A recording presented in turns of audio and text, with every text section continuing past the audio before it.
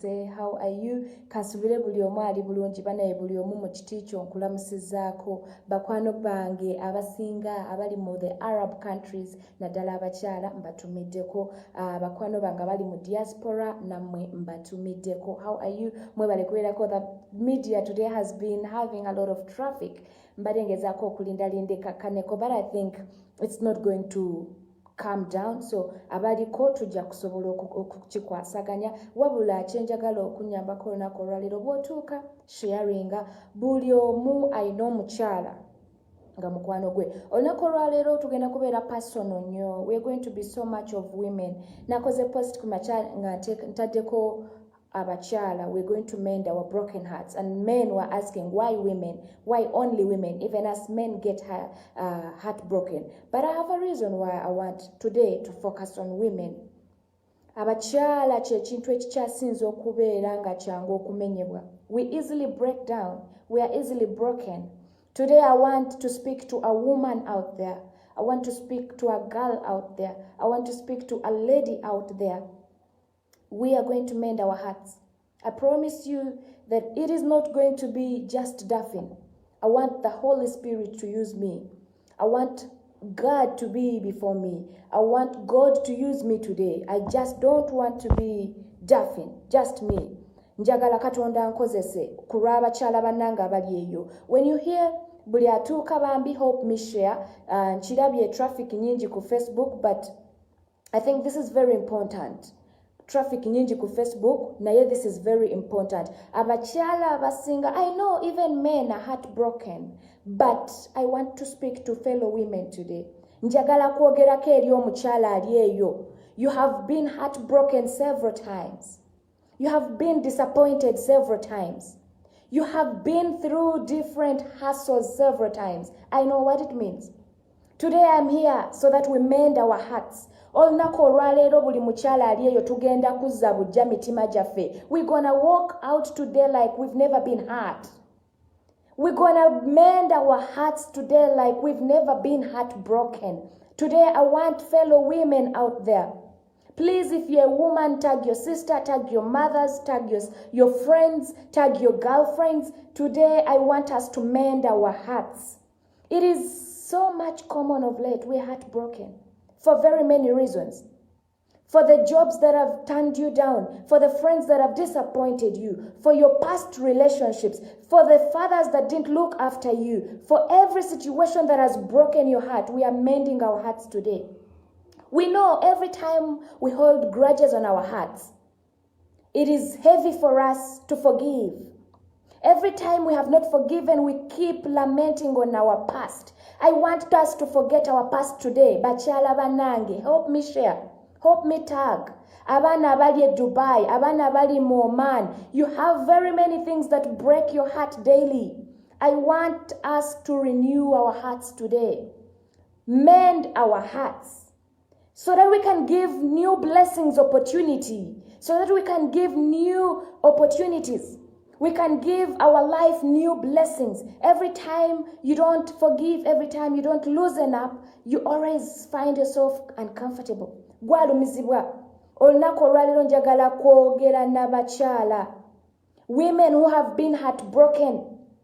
You have never forgiven your ex 5 years, 20 years. Woman of God, we are going to break the bondage of heartache today. Buli lw'osigala nga weekutte, nga tosonyiye, buli lw'osigala nga you have that grudge on your heart, gwalumizibwa.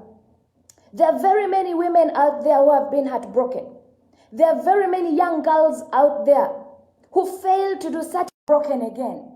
You fear maybe what happened last year will happen to you again. You still have those people who always scare you. If you do this, I will leave. If you don't take care, I will leave. People who are always scaring you. They keep breaking you. Woman of God, I'm telling you today, mend your heart and move on. Njogera na mukyala leero. Women who have been heartbroken. Women who have been disappointed. Very many things. For abakyala, we easily break down. It is okay to break down. It is okay to cry. It is not okay to remain down. It is not okay to cry for the same reason over and over again. Look, I don't know what's happening in your life. I don't know who has broken your heart. I don't know what has disappointed you, but look into your life and say enough is enough. Gwe mwenyini, proclaim success on yourself. Proclaim to mend your heart. Tell God you are ready to move on. Very many people break us, we forgive them.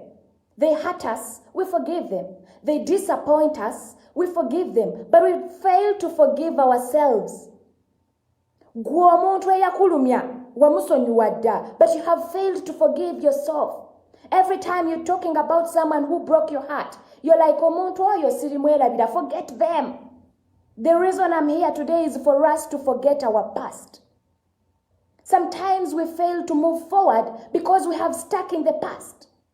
We've left ourselves to be in the way block of our past broken pieces, our past exes, our past broken relationships. They have kept you a failure because you have failed to mend your heart and move on.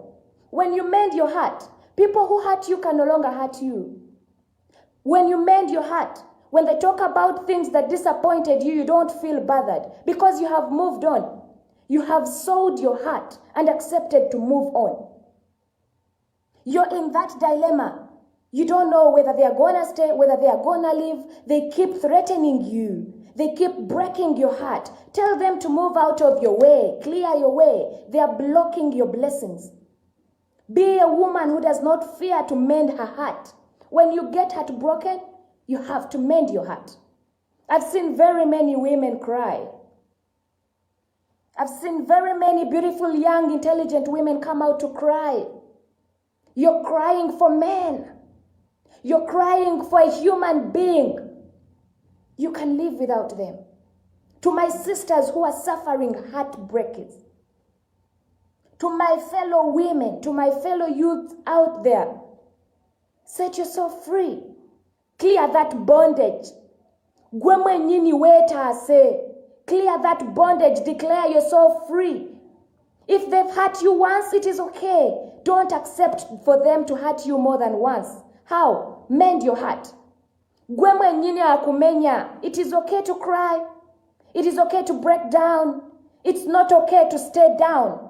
It is not okay to cry for the same reason over and over again. You got to make your heart, you got to repair it, and you got to disprove those people. Walk out of the light. And if they're still standing in your doorway, tell them to go away. If some people who broke you are still standing on the doorway, tell them to clear the path. Tell them to clear your way so that new blessings can come in. Don't accept people to break you all over and over again. If it is a failed relationship, give it up. Let them go. Mend your heart. Come out more still. Vayongo lichuma nyo. Be more still. For the people who have heartbroken you, let them clear the way for new blessings. Some people want to break us all over and over again. They want to see us cry every day. They want to see us suffer. They want to see us plead for them. Please help me with rent. Please help me with food. Please help me with this. They want you to be pleading and begging every time. No. Mend your heart and move on. I've seen fellow women come out in the public to cry. You have cried out to fellow human beings. It is not right. If they've hurt you once, don't give them the opportunity to hurt you twice. Mend your heart and move on. If they still show signs of hurting you, let them clear the path. Bagambe bakuvire kuluji, so that new blessings can come in. I stand with you, my crying women. I stand with you, women who have been heartbroken. Women who have been disappointed, because I know what it means. I know what it means to trust somebody and you get disappointed. I know what it means to get disappointed. I know what it means to be heartbroken. It is okay. Forgive yourself. And make sure they don't hurt you again. You're going to do this only when you mend your heart. When people hurt you, when they break your heart, make it hard for them to do it again. Make it hard for them to do it repeatedly. I've seen women cry for men. Like seriously, if God has showed you all the signs this is not the right person, let them go. Because sometimes God makes this situation happen because he is showing you something. God is trying to show you this is not the right person. He has broken your heart several times. You don't have to keep giving people opportunities to hurt you. They've hurt you once. They've hurt you more than twice. It is now a choice. Stand up. Abachala abasinga, we are easily broken because we are too soft. Sometimes it is bad to be too soft. You give your enemy opportunity to hurt you every day, all the time. Come out. Proclaim yourself. Talk to Jesus and tell him, I want to mend my heart. I want to forget everything that has hurt me. Some of you are still living a baggage of your past. Some of you women are still carrying the past on you. You're still having your ex's problems on you. You're still focusing on the people who left you long time ago. People who leave you, your destiny is not tied on them. They are meant to leave. If somebody is meant to be in your life, they will always find that one reason to stay in your life. Clear your past. Teleza past yo buli ebyakumenya, buli ebyowulira nti buli kyoyogerako kikunyiiza, buli bw'okijjukira kikujja mu mbeera. Mend your heart. Forgive them. Forgive yourself. Come out in the light. Come out a new person. Njogera n'abakyala abemmanyi nti batereka obusungu ku mutima. Omuntu n'akunyiiza n'otereka ekintu ekyo forever. Nga ne bw'owulira ku ddoboozi lyo oba owulira oyagala kusesema, oba owulira oyagala kukaaba. Mend your heart and move on. Ask God to make it easy for you to mend your heart. Forgive your past. Forget your past. Some of us, very many of you people, still live in your past even in your present. You still carry your past in your present. You have failed to forgive yourself. The mistakes you did, the disappointments you encountered, the people who broke your heart are supposed to be in your past. You only do that when you make sure omutima gwo omaze ogutunga. You move on. And you don't always have to make it easy for them to break you again.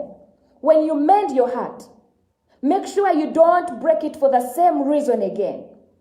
Because every day, I'm not promising you that you're never going to get heartbroken again. No, this is life.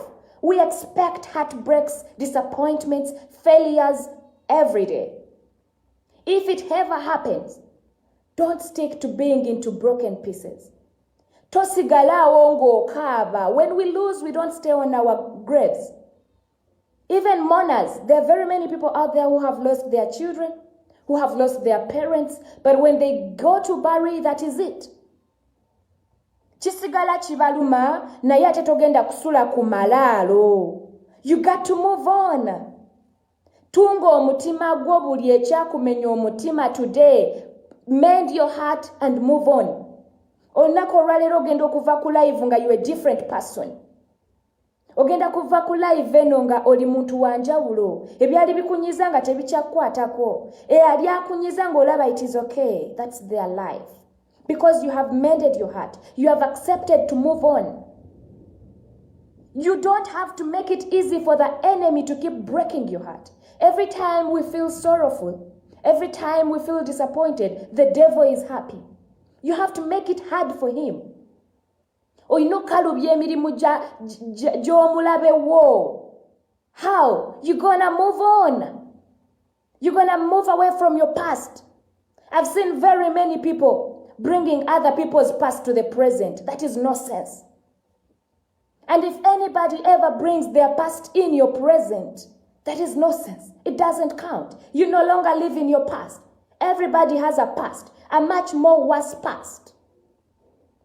Buli omu alina gy'avudde we. You don't have to make your past manifest itself in your presence, in your present, in your future. Your past has no space in your future. Nange nina past zange. Even you have a past. We've seen very many people They've once prostituted. They've once been prostitutes. They've once been drug addicts. They've had the worst past, but they change. They decide to mend their heart and be their best. Waliwo abali eyo nga mmwe past zammwe zibafuukidde akabox. You don't want to let go of your past. Every time you're lamenting on your exes, you're lamenting on people who left you, you're lamenting on the failed opportunities. When will new opportunities come in when you're always lamenting on your past? When will the new blessings come in when you're still held on your past? When are new people gonna come in when you're still crying for your past? You need to give chance for new blessings, new opportunities, new people. Let go of your past. Whatever broke you, distance yourself from it. Wekutuleko bondage yo. You have to clear that bondage. It is not easy. That is why you need to be prayerful. You need to be prayerful to forgive yourself. You need to be prayerful to forgive the people who broke you. You need to be prayerful to make sure that you move out of that bondage of heartache. It is a bondage that pleases the devil. It is a bondage to make you always sorrowful. Instead of focusing on what you're going to do today, focusing on your new blessings today, focusing on new opportunities, you're busy regretting your mistakes in the past. Kale singa nkyali ne gundi, kale singa nkyali mukwano gwono, kale singa nali nkyakolera wali. You got to leave that out of your life. Mend your heart and move on. If it's not meant to be for you, it is okay. Gwenga gweyiga okwetungira omutima gwo. We're gonna get heartbroken every day, each year. How many times are you gonna cry on Facebook? How many times are you going to come out to cry for us? Mirundi emeka, because every day you expect something bad to happen. You expect someone to disappoint you. You expect a heartache. You expect a broken piece. How are you going to deal with that? Gwe mwenyini weeyigiriza okutunga omutima gwo. Accept it.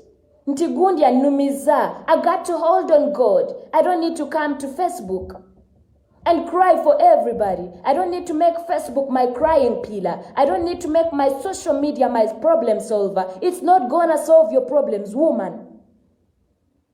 The real woman who is watching me, you know what to do when you get those problems. The real woman who is watching me, you know exactly what to do when you get heartbroken. You don't need to come to the Facebook and cry. You don't need to start lamenting on Facebook. You don't need to start cursing on Facebook. Any social media platform will never be a solution for you. The real woman out there, banji abachala bafuna obuzibu mumaka gaabwe. They get problems. They get heartbroken. They get challenges. The best person you can always run to is God. That is a real woman. A real woman knows any challenge they get is not update their Facebook status, but to kneel down and ask God for a better solution. Omuchala yenna ng'oli eyo olina okukimanya what to do when you get heartbroken. It's not to run on Facebook to update your status. It's not to run on Instagram and update your status. The real woman out there who is looking for a real solution knows that I have to bow down. I have to fall on my knees and surrender to God. You coming out, presenting those solutions, those problems on Facebook is not going to help you. I've seen very many women cry. I'm not saying don't speak out. Speak out. Come on, cry it out. But Facebook is not the right platform for you to present your problems. Vaayo ku Facebook ng'olaba bannaye ndi muyala abaana basula njala. I need help. I need financial help. I need immoral help. You understand? But you have personal problems. There are certain problems you don't need to come and update on your status. There are certain problems you need to lock down yourself in a room, kneel down and pray. Push. Pray until something happens. Y'omukyala omutuufu. I'm speaking to fellow women out there. Because I know almost every day we get heartbroken. We get disappointed. We trust easily. We are easily broken. Some people take advantage of us. I'm calling you women out there. It's not your problem. It's not your problem that you have been faithful. It's not your problem that you easily trust. It is their problem. The problem is not with you. Abachala abasinga, you keep the blame on yourself. Never blame yourself. It is their problem. For once, mend your heart. Gwenga gweterezo omutima gwo ogutunge. Sow your heart. Because if you don't sow your heart, it's gonna keep bleeding every day. You're gonna keep crying for the past. You're gonna keep crying for everybody who leaves you. You're gonna keep yourself locked to people who have broken you. But when you sow your heart, when you accept to mend your heart, you move on. Omanya nti ekyo kizze ekyaleero kizze, well and good. It is okay. Very many people are going to break you. Very many people are going to disappoint you because they are human, and that is expected of human being. Every human being, you expect that. Even your mother, even your father, even your husband, your wedded husband, at one moment will disappoint you, will break you. What are you supposed to do? Are you going to keep lamenting forever? No, woman, you're not going to keep crying forever. Bwekuba kukaba kaba chigwe. If it has broken you, don't let it break you forever. No. We got to learn to move on. We need to clear the way. These people want to hurt us, and they keep blocking new opportunities. They keep blocking new people. Kwigamba omuntu yakuchawa asigala achakuwa high. You're torn between there. You don't know what next. Is it going to work out? Is it never going to work out? They keep you in that suspense. Don't accept to be in suspense. If it's not working out, they got to leave. If it's going to work out, they need to improve. Tokiriza muntu kuyimirira mu luggi. If they want to go, let them go. Don't stand. You're blocking very many blessings that want to come in. If you want to leave, woman, I know very many people fear that word. Let them go. Abachala abasinga tutya nnyo no. I don't know why. Today, leero njagala kwogera n'abakyala bannange because I know what exactly it feels like. I know what exactly we go through. I know that kind of situation. When you don't know when to give up or to hold on. You are torn between confusion. Olabanga omusajja omwagala ate erudda akulumya. Olabanga guno omulimu ogwagala, but then the circumstances are not favoring you. Woman of God, pray for a solution and move on. Tokkiriza muntu kusigala nga akutadde mu confusion. They don't know what they want. Let them go. They don't know what they want. It's not your problem. A focused woman will not accept to be in a dilemma. You know exactly what you want. If it's not going to work out for you, please don't sacrifice yourself. Say no. And if they want to go, let them go.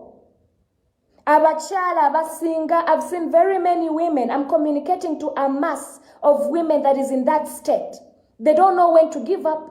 They don't know when to move on. They cannot even mend their own hearts. You don't know.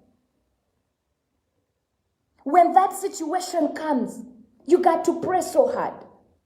But one thing you should put in mind is to learn to say no without explaining yourself. If I let this person go, I really love them. It's gonna hurt you, but what's best for you? If they stay in that state, you're blocking people who are serious to come into your life. You're blocking better opportunities. You're blocking better blessings because you're holding on to things that are not gonna work out. At the end of it all, you're gonna be heartbroken. ebintu bw'obisoma nga bikyali, let go. If they want to be in your life, they need to be on the same page with you. If you're this person who keeps reminding your partners that you're married, that you're their girlfriends, you're their boyfriends, they got to decide. Be a woman. Stand up. Cry out for your rights. If they're hurting you, tell them, man, this hurts me. I'm not going to live the rest of my life like this.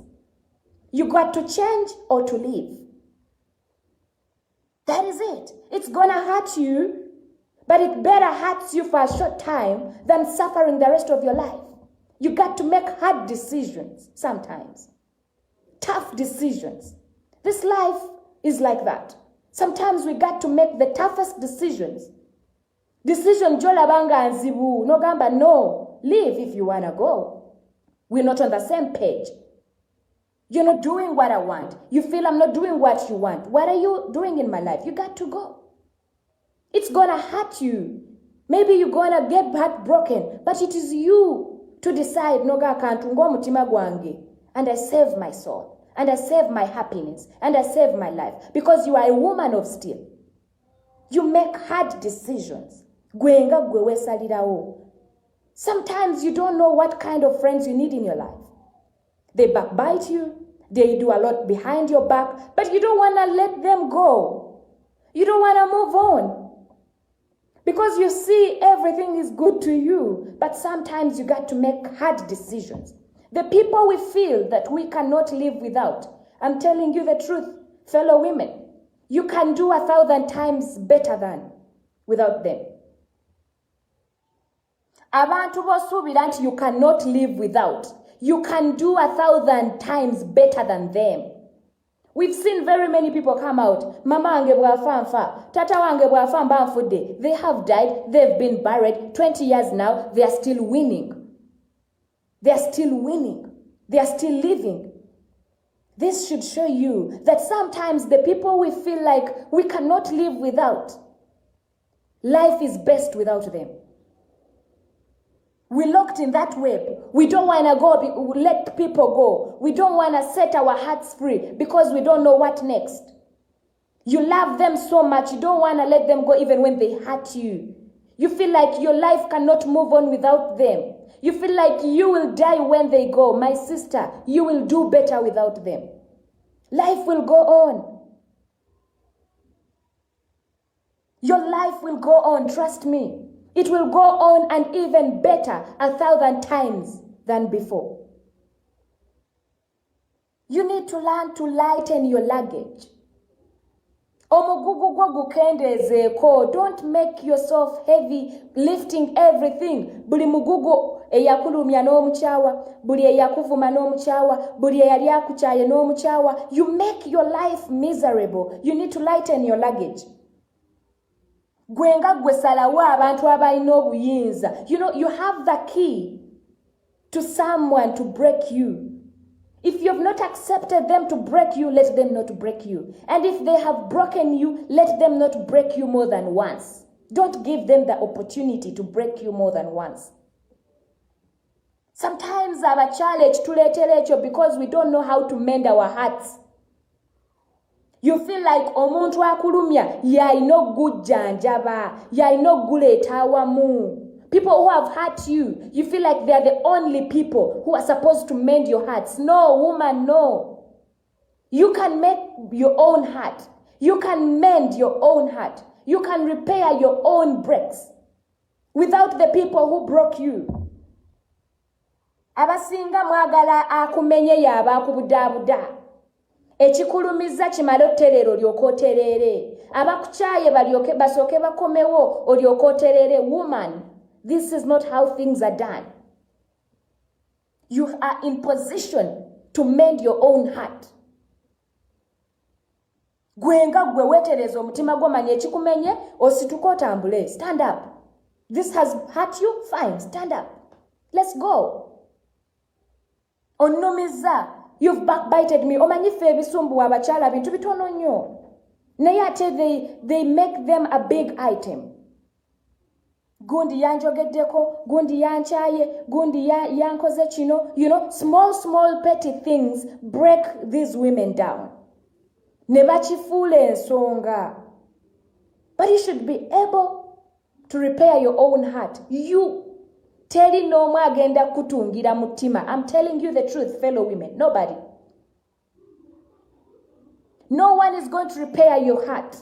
It is you. You're the only person because you have the key. Gwalina ekisumuluzo ky'omutima gwo n'ogamba nti kati kanzigulewo oba kanzigalewo. Kantereeze oba kanguleke nga guyiika. The key is with you. When you're traveling, I want to give an example of ng'omuntu ng'atambula.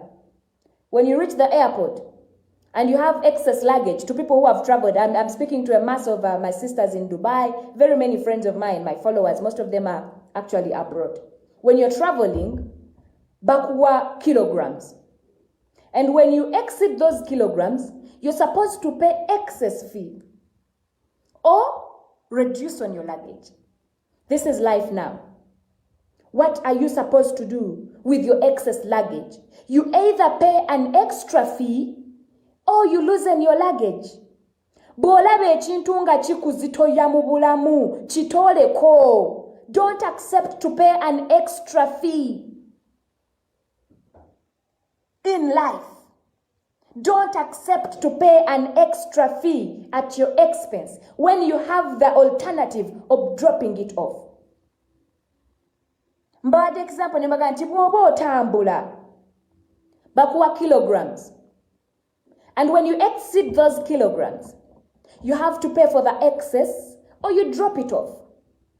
Mbagambye nti mukitwale nga mu bulamu. If you have that excess, omugugu ogukuzitoweredde, kaabe mukwano gwo, kaabe mukazi wo, kaabe girlfriend wo, ng'olaba mugugu gukuzitoweredde, you need to pay an extra cost, drop it off. Lighten your luggage. Omugugu gwo gukendeeze. If it is a relationship and you feel like you're doing more than expected, lighten your luggage. Don't accept to pay an extra cost.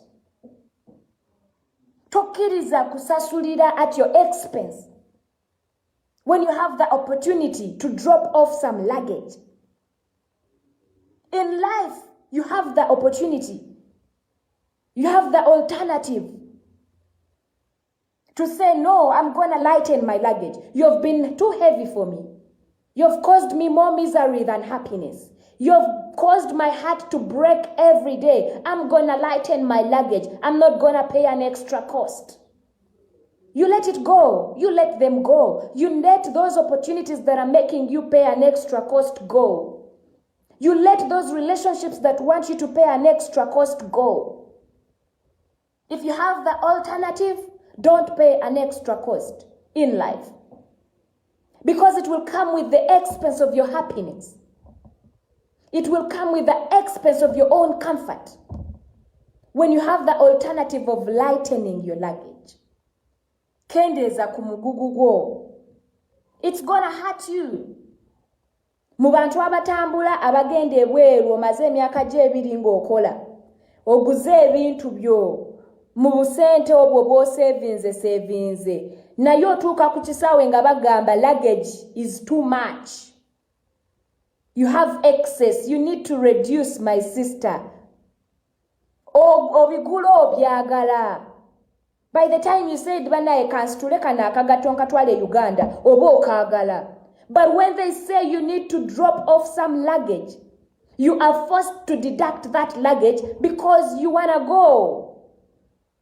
You're not going to stay at the airport because of a few luggage, because of a few kilograms. And sometimes you don't want to pay that extra cost. Nojayo engato ze nungi, nojayo shali yayo gy'obadde ogulidde idi, nojayo buli kimu bambi osobola okukendeeza ku mugugu gumachinge ne kilograms ze weetaaga olinye ennyonyi otambule. That is life. Sometimes you need to weigh. What do I need? What don't I need? In your baggage, there are a lot of things you don't need that are making your life heavy. There are very many useless people that are bargaining with your life that you need to let them go. bintu bingi ebiri mu kisero kyo bikuzitoya. They are making you move slow. This is what you didn't know. Every time you have a heavy luggage, you move slow. So it is up to you to look into your luggage, to look into your life, and you start to think of what you don't need. Who are these people who are always making you bleed? People who are always bringing you heartbreaks. People who are always bringing you misery than happiness. You need to deduct them from your luggage so that you can move on. You don't need to pay extra cost for people that bring misery to you. You don't need to pay an extra cost for people you plead for to be in your life. The right people will be in your life no matter what. Whether you're poor, whether you're rich, whether you're black, whether you're brown, the right people will always be in your life at no cost. You don't need to work hard for people to be in your life. And if you feel like you're pulling and pushing for somebody to be in your life, you got to lighten your luggage. It's gonna hurt you. Mbade example eno. Oguzaka gato Kongo kagala. Oguza sharia ya idi. But because the kilograms are excess, you got to drop off some. Chikuluma. Njaka gato kange kasudde. But I got to move on. Chikuluma njibana sharia yange njijemu. But you got to move on. Even the people we drop in the course of the life, they are gonna hurt us. Chijakuluma njibana yona yali munange nyone muta. But you got to move on. Chijakuluma because of some people you're gonna drop off. Chijakuluma because of the opportunities you're gonna drop down. Chijakuluma because of some things you're gonna drop off. But you do it because you wanna move on. This is Wanzu Ibrahim, begin church business, madam. No, I don't need to hold a church for me to communicate. By the way, these are some of the things that most of our churches don't talk about.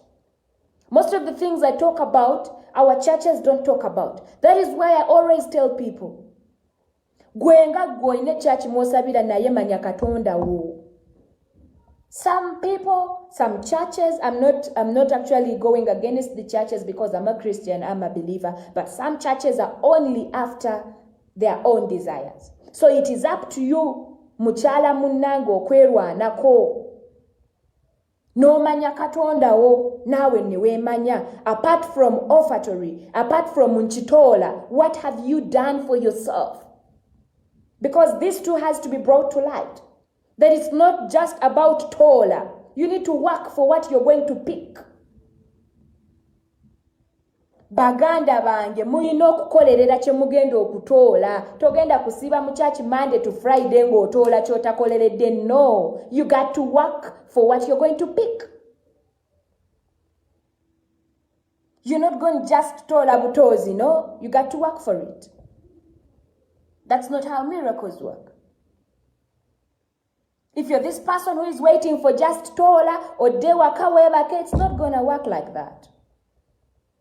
You need to work for what you're going to pick. Togenda kujotola mayumba gotakoleredde. Togenda kujotole ebizimbe byotakoleredde. Nah. You need to pray, you need to work. Gendo osabe, gendo okolere ky'osabidde. That's how it works. You got to pray and go work for what you've prayed for.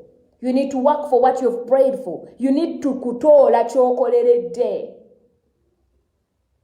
This is my brother who brought in the church thing. It was just a by the way. Naye ng'olunaku olwaleero mbadde ku bakyala. I don't know why I felt like talking about this. Last night my sister made a post that made me have a sleepless night. I didn't have sleepless night because I was crying, but I was praying for her.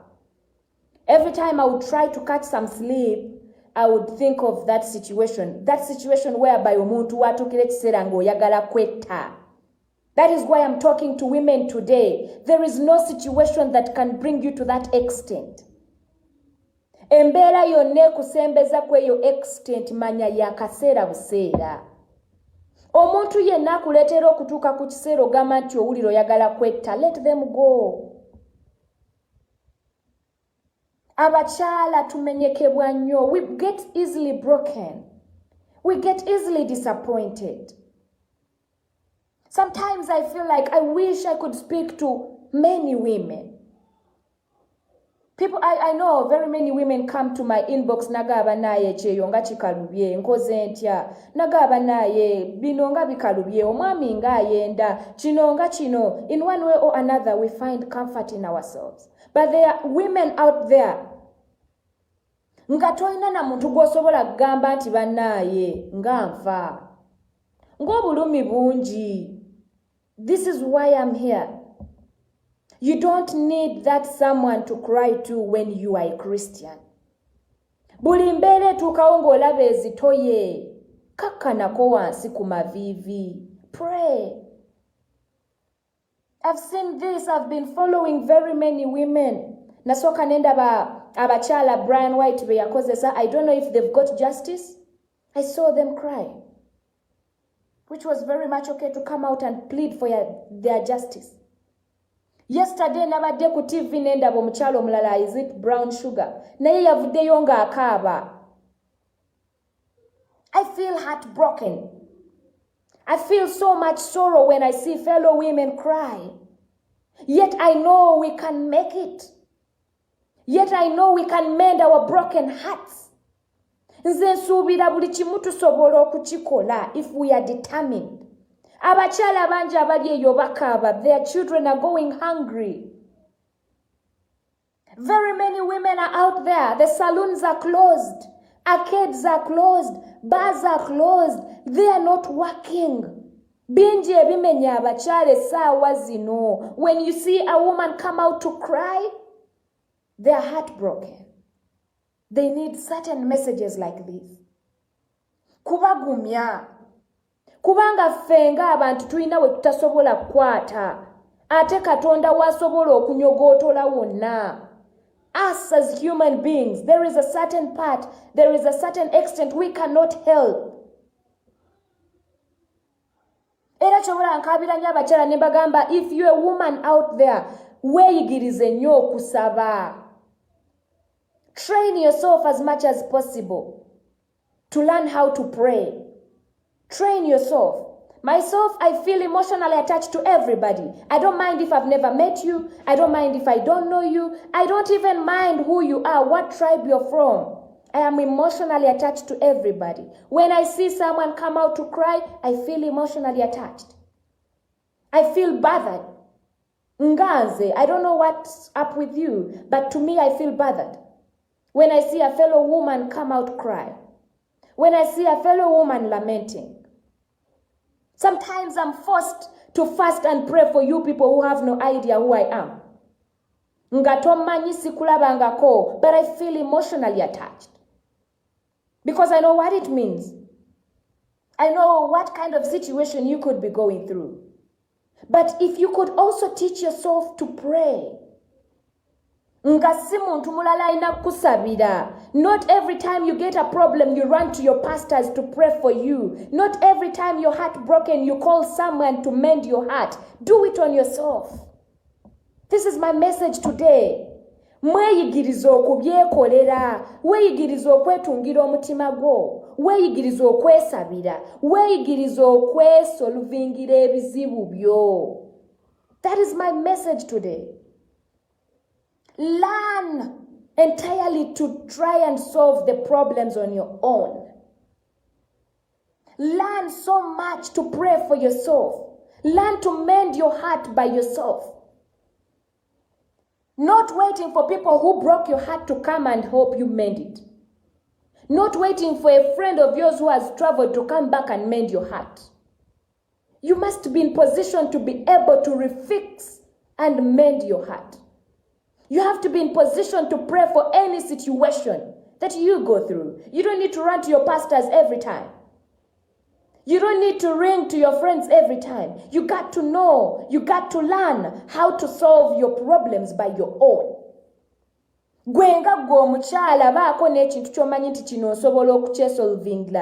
You need to pray.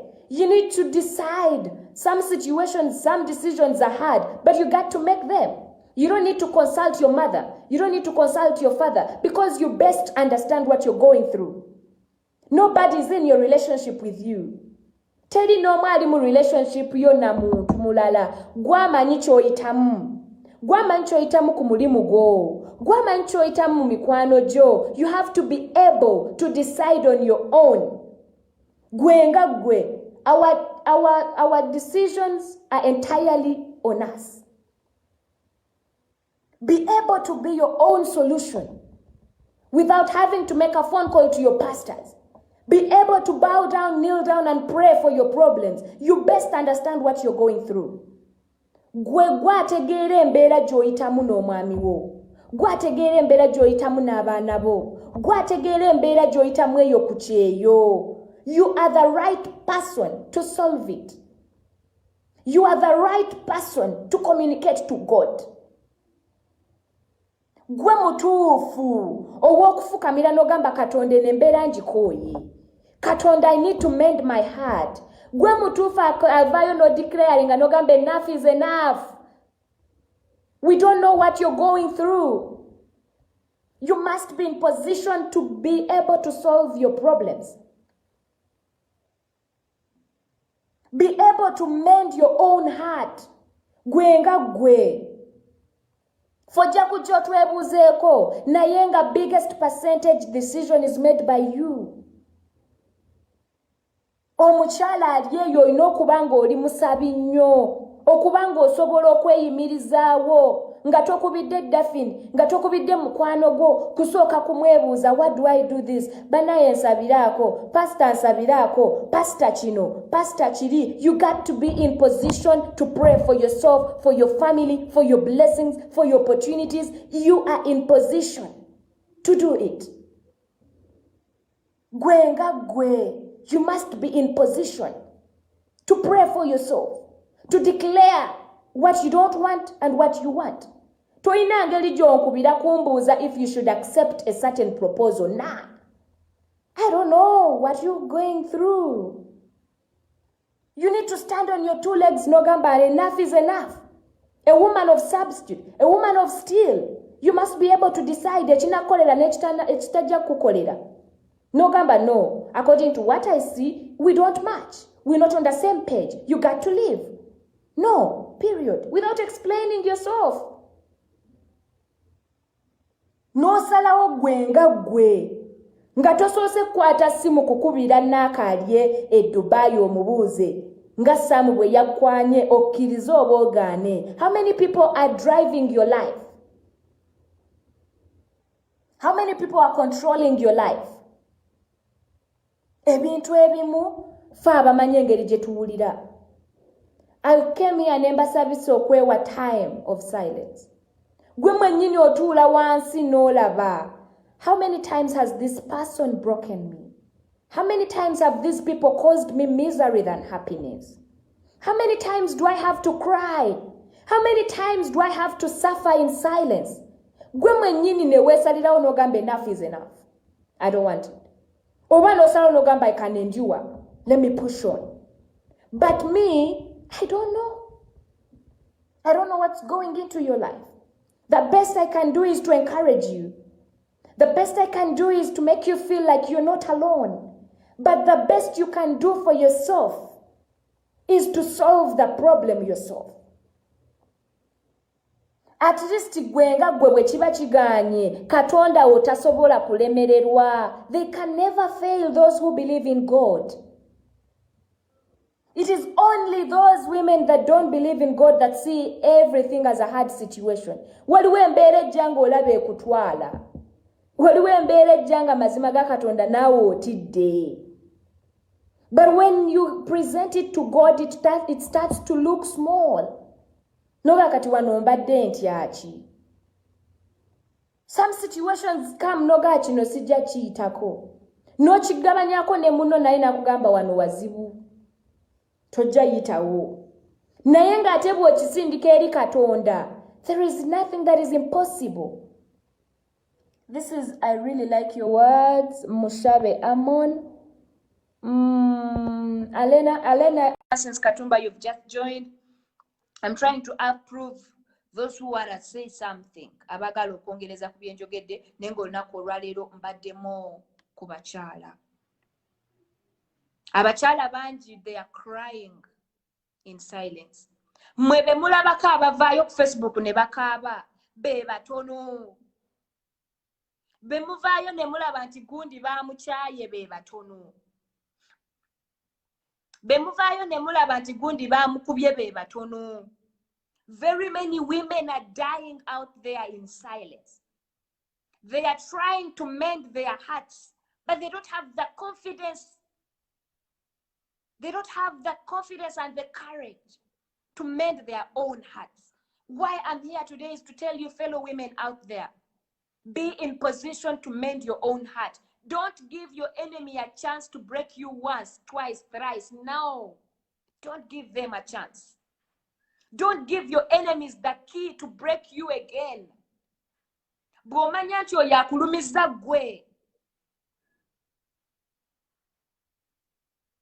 They hurt you once, period.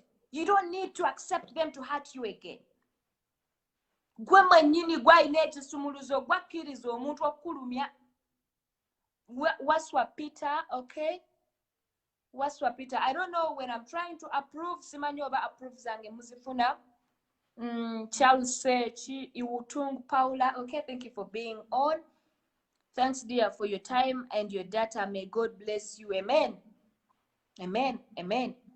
I'm here, Daphine. You are speaking to my heart. It's my way to go. Praying for myself. I got big miracle. God is able to fix. Let me see. God is able to fix the unfixable. Amen. Amen. Njagala n'okuyigiriza abakyala engeri Aisha Nakanwa. I don't know.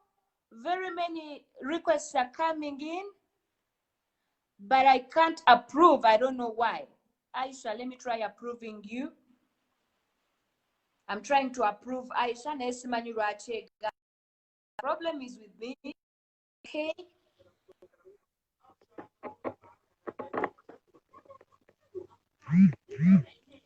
Hello.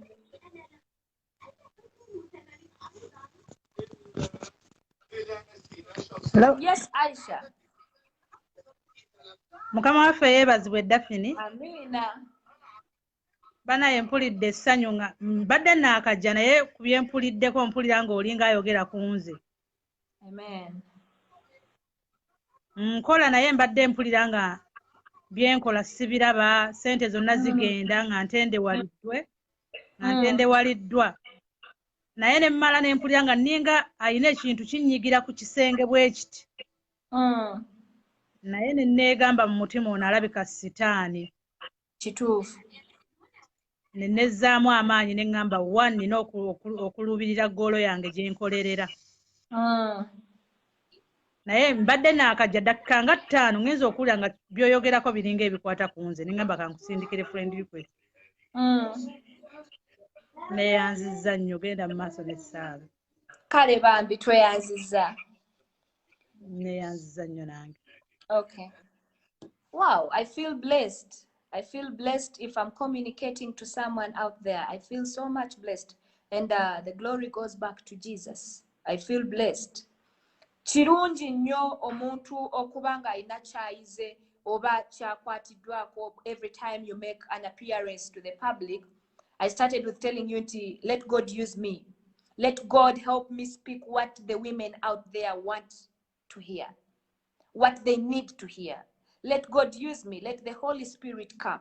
I think when I make that post, some people think it's just post, but ebintu ebisinga Katonda yabikola. Honestly speaking, omukyalo yava wano okukola live Katonda kuwa mixer. May God help you to break yourself from the bondage of heartache. May God help you see you through. Let me see who else. Waswa Naraiso Mariam. Okay. I'm adding you Naraiso. Oigo Rogers. Bino byesiba mbagamba bavubuka bannange. Twenyigire nnyo mu bintu ebiri positive. Twenyigire nnyo mu conversations ezili encouraging. Conversations that are educative, supportive. Okay. Okay, how are you, sweetheart? I'm okay. How are you? Bana, thank you so much. Tomani na bwempulira. It's my first time okulaba. Okay. naye I just feel oh my god ono omukyala buli lunaku lwaki simulaba mpulira ku bigambo bye ate nga buli lunaku mbaawo. banaye okozesa mannya ki? Geego gennyini Daphine Kyakunzire mukwano. Oh, banaye, God bless you, my darling. You know, tomalina kyenfulira kubanga since yesterday omutima gwange gwafunye okumenyekebwa. Naye nga neebuuza nkikoze ntya? Nkivaamu ntya kino? Neefuna my friend ne mugamba how can we? Nangamba Mariam kino osobola okivaamu. But when I listen for you today, nengamba nsobola okutuula wansi ne nva mu kino ekintu kyenfulira. Nina simanyi bwe neeza kugamba. But oh my God, thank you so much, my darling. You're welcome. God bless. Amen. Bye-bye, sweet. Thank you, go on. Okay, please. Baganda bange abali ku Kyeyo, Oman, Saudi Arabia. There are some people that you need to unfollow. There are some pages that you need to unfollow. At this moment, I know what it means because I've got very many friends out there. Waliwo ebintu ebikaluba. Waliwo omuwalabu w'owulira ng'akutuuse kuno, and you feel like you need some words of encouragement. We have filled our friend requests with a lot of useless bloggers. They come here to show you how they are taking alcohol. They come here just to splash off their cars and what, but literally, you know, you need more than that. Gwenga gwolyeyo okimanyi nti I need more than just to see someone drinking and sipping wines. There are some people that you need to unfollow. There are some people that you need to unfollow. Kuro bulungi bwo. Try to engage yourself in constructive, positive conversations. Ntero bagamba nti nze buli wenzija wano, I've never come out here kubawa updates. I always want to live better. I always want to leave someone out there changed. Njagala nnyo omuntu ayinza okwebuuza data, because in Uganda data wa bay. Why would you waste your data nojja okole live for over an hour telling someone something that actually they really need to hear? But I always know that share your blessings. Nachibagamba wano nembagamba share your blessings. If you feel you're blessed, myself sometimes nange nzirayo ku live zange nenewuliriza. It's like God uses me. Katonda ankozesa. Nange olusi mba simanyi kituufu kyennyina kugamba bavubuka bannange. But I've accepted the fact that God will always use me. I've accepted the fact that I want to impact the lives of the youth positively. Nga tujjeko live z'abaana abajja okweyambula. Nga tujjeko live ez'abantu abajja okunywerako obunywezi omwenge. Can't we do better? Tetusobola kubaako kitwekolera ng'abavubuka ab'omulembe guno ekisinga ku ekyo. Can't we have educative, constructive, supportive lives like this? Nze era tekineewuunyisa nnyo bwe mba ku live nga ninako abantu 100, nga ninako abantu 200, because it is the minority that want to hear the truth. Abatono bwe mulaba tuliko kati be batono naye ng'ate abavubuka abasinga basafaringa bino ebintu. The only problem is they have made themselves to follow people that are useless. Bagoberedde nnyo ebintu ebitabakwatako. Bagoberedde nnyo ebintu ebitalina mugaso. This is, I think, Brown Sugar needs now. Okay, yeah. And I'm praying for her. Mbagambye nze, I'm emotionally attached to everybody. When I see your post, I don't mind whether you know me, whether I don't know you, but as long as I feel you're struggling out there, you need God. Because sometimes we cannot offer much. Sometimes all we can do is pray for you. Sometimes all we can do is be there for you. And I've told you, I see very many women come out on Facebook and cry out. I don't need to come out and repost them. I don't need even to come out and talk about them here. I know the best way I can help them is push them to God. No, Saba, sometimes they're not able to pray for themselves. Sometimes these people don't pray. God, I give this lady to you. Be there for her. Open up to her. Let her know you more. Let her get close to you. I know I'm talking to people who know God. I know I'm talking to people who have seen God work. God does wonders. Fatebe tutasobola olusi kulaba. Nzenga brown sugar tandabangako. She has no idea who I am, but because I saw her cry out, I will pray for her. I don't need her to know me. I either doesn't want her to know me, or but the mere fact that she is crying, and I lift my prayer to her, I know in one way or another, Katonda jamuviramu, Katonda jamweyo ajja kubaako engeri jamukwatako. Very many people, we pray for them when they don't know us and when we don't know them. Naye n'omusabira because omulabye nga akaaba, omulabye nga asafaringa. So how about you are attached to those people? Olaba nsabira besimanyi. I feel emotionally attached to people I don't know. So how about the people I know? How about my followers? How about my friends? That is the thing I'm telling you. Olusi tugoberera n'abantu abatatuliko. You are following some people, but even when you get a problem, you yourself, you cannot talk to them. Because you know they're never gonna do much. This is Aisha, okay? I don't know, I love women so much because I know what we always go through. Sherry Husna, oh baby, I've seen you. How are you? Muganda wangoliotia. I'm trying to add you, Aisha. The guest declined, okay? It's you who sent the invitation. Divine, okay? Divine. Thank you very much, my dear, for good words of encouragement. May God bless you. Help us to share your WhatsApp number, Bambi. Oh, dear.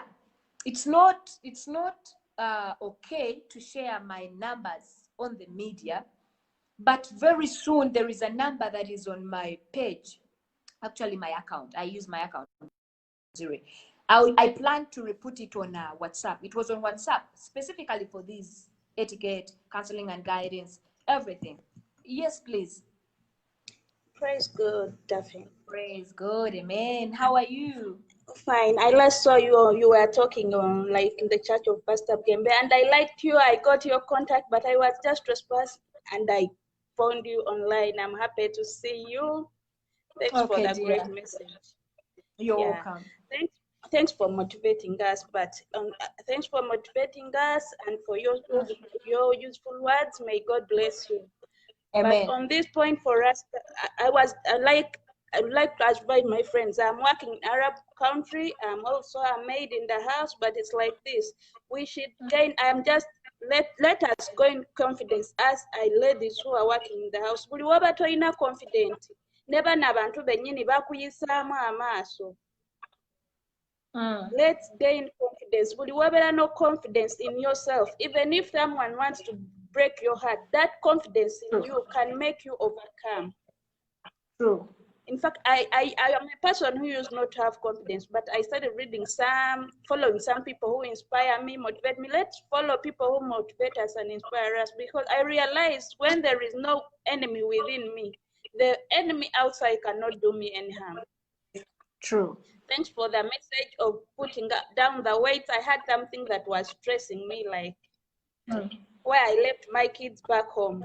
But your message at least has given me some picture. I'll try to mend my broken heart and try to control whatever is going on so that I can see at least I handle the situation. Thank you for blessing us with your sweetheart. Amen. God bless you. Amen. Bye-bye. Baganda bange abasinga bambi be bali outside Uganda, but I want one thing to, before I conclude, njaga baga nti mbagala nnyo. I love you so much. Someone was asking for my WhatsApp number, but I'm thinking about that because, you know, it's not secure, it's not safe, but we'll see with time. There is a number that is on my page. It is on, but it's not on WhatsApp, and most of our sisters are abroad. But you can use Messenger. We can connect there. Now we have a message. Please don't be selfish. You can share it. Nechirara abasinga, you don't get notifications when I come live. So what you have to do is to follow and then hit the bell so that every time I come live, you can get notified. Namwe abali eyo nabagamba nti tuli abavubuka bangi. Tusobola okwekolamu omulimu. We can overpower the negativity on the social media. As I conclude, njagala okubagamba nti tuli abavubuka bangi ku social media. We are very many. Let us think of how positive we can use these platforms to impact ourselves. Let us think of the positive ways, apart from coming out to undress, apart from coming out to do a lot of nonsense, apart from coming out to insult, abuse, apart from coming out to become a nuisance to the public. We can do better. We can do a bit better. Nze kinnuma nnyo nga nze okubanga nti abavubuka abasinga, you've been torn apart from the reality. Every time I come here, I'm talking realities. I'm so much grateful to olunaku olwaleero mpadde chance ku bantu ababadde balaba. You feel like they've not been left the same. They've not remained the same. They've had an impact in one way or another. I believe we can do this to 1,000 more youths out there. We can do it. Gwe nga gwe osobola okuteekako ettofaali. You don't have to buy me data. You just need to share so that very many youths out there can get impacted. Kyenjogerako kye kigenda okukyusa abavubuka twesange nga naffe tuli mu mulembe ogwenyumirizaamu oguweesa Katonda ekitiibwa. A generation that glorifies God's name. A generation nga nawe, yes, you're proud to be in that generation. I'm not saying you must be born again in whatever religion you belong to. I don't mind. You don't need to be a born again. You don't need to be a Catholic. You don't need to be an Orthodox. Whatever religion you fall in, we need abavubuka abenjawulo.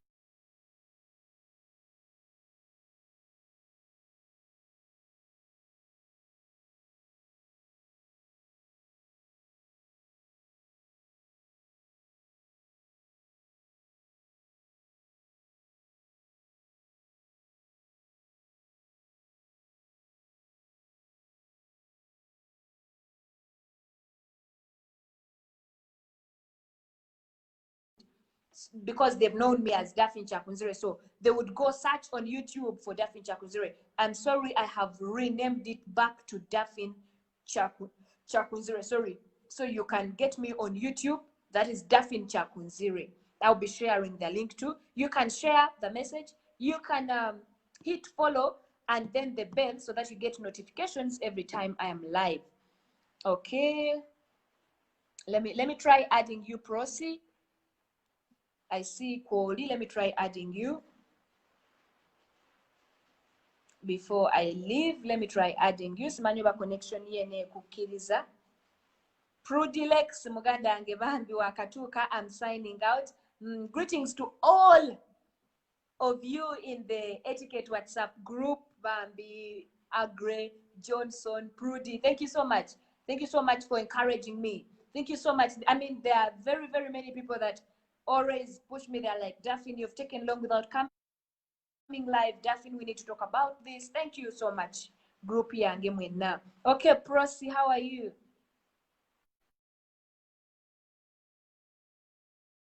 Prosi. Hello. Yes, nkuwulira kati. Yes, Daphine tweyanza nnyo advice eyo tuwa. Kale mukwano. Yes, ffe abawala abali mu biyumba bambi tumenyeka nnyo naye nze ensonga eyange Daphine njagala oyogereko ku kigambo kino. Ffe abawala abali eno obwerwe tusasula omusolo naye batutema ssente nnyingi Daphine. Okitegeera tumenyeka nnyo, tukola emirimu mingi, tukola n'abaana abamawanga amalala naye ffe batutema omusolo mungi. Otuuka ku Western Union ddala n'owaayo ssente zo obukadde leetase obukadde nga 4 naye nga bakusala emitwalo 6. Imagine emitwalo 6 ku bukadde 4. Yes, bw'oba osindise emitwalo gyo 6 kale otuuka ne Western Union okutuuka waneeno ng'owulira ng'amaziga gakuyitamu. So ebizibu ebirala tubigumira abasajja baagala tuwambira mu biyumba byabwe naye nga n'oguma okiwulira okuba nti obumu ojja olina enakuuyo ng'omuntu naye nga nze ekintu ekimenya nnyo okusala ssente zaffe empitirivu. Yeah. Kati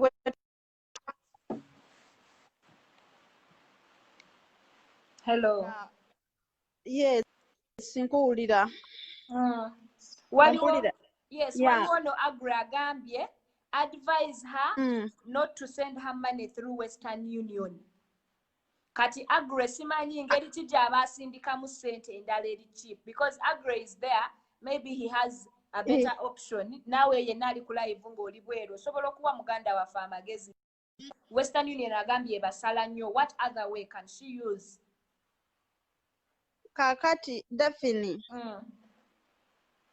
ekizibu ekirala tulina babosi baffe batukaluubiriza nnyo.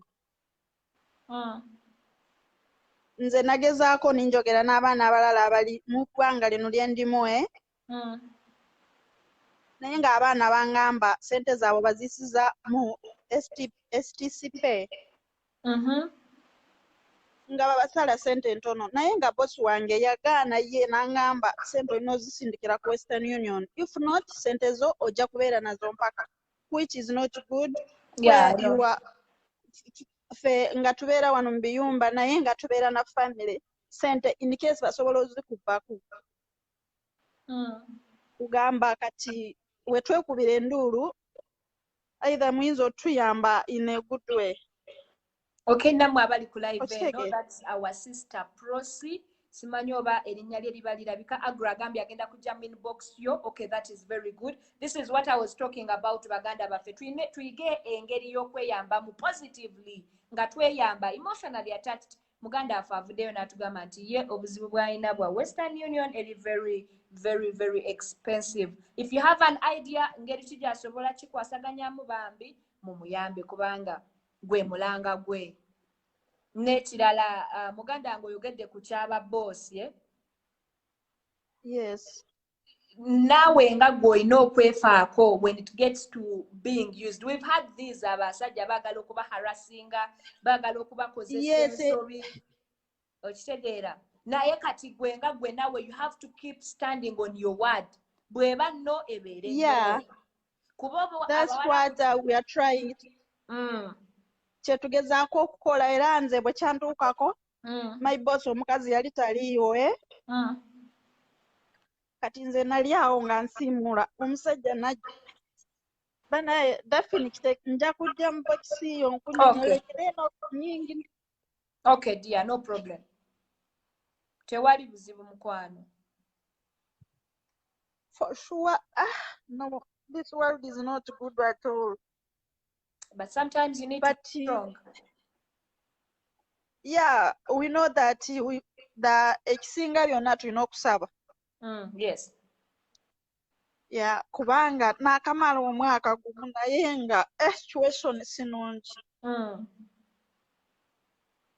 Yeah, but ekirungi ekiriwo ye omukazi angumya agamba kasitandi naawe. So you told the lady about it, omukyala wamugamba?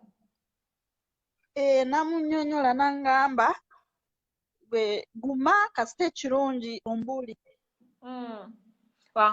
Kati ne banno bakuyigireko abasinga we kibatuukako mutya okwogera kati ate kigenda okujja nga omusajja blame agitadde ku ggwe ebizibu ate ne byetumba ku ggwe. Era wentuusa okukubuulira Daphine nga ndaba kinsuseeko ate mbasaagala kweraga nnyo ku social media, which is not good. Yeah, true. Abantu bambuuza oli otya, nze ngamba I'm fine, which I'm not fine. It's okay. Yeah, ojja kujja mu inbox yange, we talk more, no problem. We can always pray for ourselves. You know, we can pray. I believe there is no situation that is hard in the presence of God. Yeah, I know that. Ndowooza n'ebbanga lino lyemaze nsaba nnyo era nyasiga nnyo Mukama buli lunaku nina okufukamira wansi ninsaba Mukama ndowooza lw'ensonga lwaki na wano wentuuse. Okay. Yeah, I think that is my word. Okay, thank you, Prosi.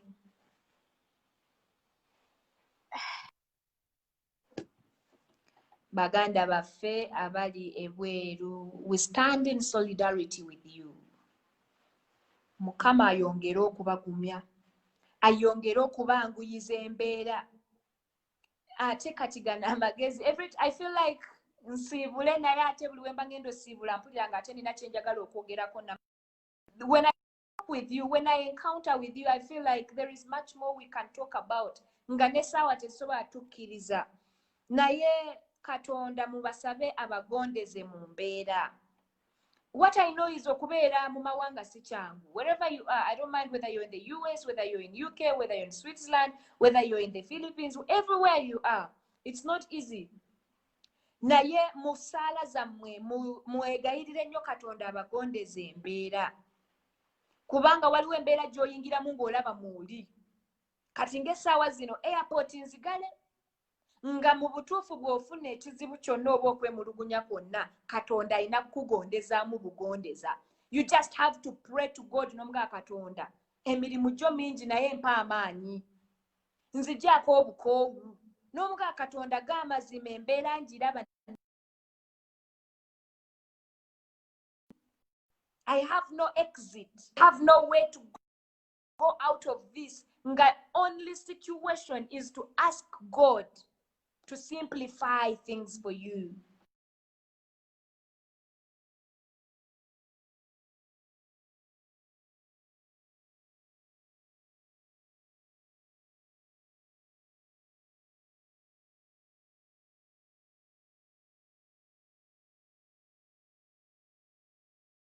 Bagenda kuwa ofu, bagenda kola kino, naye togenda otuuka ebweru bambi nga embeera eri contrary to what you expected. And most of these times, it is our first time. Kwegamba buli experience mpya kuggwe. Bw'otuuka mu situation engeeyo, ng'oli makati tosobola kugibuukamu. You cannot cross any sides. Tosobola kuvaamu wakiyingidde dda. Kati right now, airports nzigale. You need to go down and ask God to simplify. Akugondezeemu embeera ayongera ogigonzaamu agigayegaayemu. Ayongera okuwa ku maanyi. Osobola okuba ng'osobola okumalako emirimu gy'egyo kuba olwedde wakiyingidde dda. Sometimes you cannot jump out of that situation like that. You need to ask God to simplify. Abantu naddala abali ku kyeyo mulina okuyiga okusaba mu ngeri ey'enjawulo. Nti waliwo ebintu ebimu tojjakeera ku makyo gambe sigenda kulongoosa leero nkooye. Ogaye bannaye leero sijja kufumba. Leero sijja kukola kino. Ng'olaba buli kimu olina okikola naye ate amaanyi togayina. Ng'olaba buli kimu olina okikola naye ng'ate owulira naawe kennyini okooye. What kind of prayer are you supposed to send to God? Kubanga kiyungu wakiyingiramu dda. You need to ask God to simplify. Buli lw'ogenda mu ruumu yo mugambe Katonda ngondezaamu. Omukyala ayombe nnyo. I know those Arab people baagala nnyo okuyomba, baagala nnyo otutumiriza, baagala nnyo okuboggola. Naye mukwase Katonda mugambe Katonda omukyala onyo mugonze mu lulimi. Soften her heart, soften her tongue. Ayina engeri gy'ogenda okulaba nga tovudde mu nju eyo, totorose, naye ng'ate you're pushing on simply because you've asked God to simplify life for you. Muzikirize mbaleke. Until next time, don't forget on my YouTube channel, Daphine Kyakunzire, don't forget to share. And in case of anything, mbabulira, I tell you this openly, temufa mweka, temusirika. If you want to speak to somebody, come out and speak. Nze omuntu ata ignoring messages because I have no idea what my response means to someone. It is me who is not a person agenda. Abantu abasinga betwanjagadde okwogera nabo bepanka. They don't give people opportunity to speak out. They don't even reply messages. Naye tomanyi message eyo kikyetegeeza eri omuntu omulala. It means a lot. It really means a lot. So mbagamba bakyala mwenna nammwe mwenna nti abali eyo, don't keep quiet. If you have any issue that is bothering you, we don't promise to help much, but we can promise to hold together our hands up to God. We can comfort ourselves. Tusobola okwegumya, tusobola okuwanyisiganya amagezi in one way or another. Ng'abavubuka muzikirize mbaleke. Please, me it's the child who makes it worse. Thanks so much. May God bless you. God bless you too. Muzikirize mbaleke. Have a good Friday and a good weekend. Thank you. Mwebale kusharinga, mwebale kuberako. Please go to my YouTube channel and subscribe, Daphine Kyakunzire, for educative and inspirational messages, videos, temusubirayo videos, ndala za oba nyimba kino. It's all about this.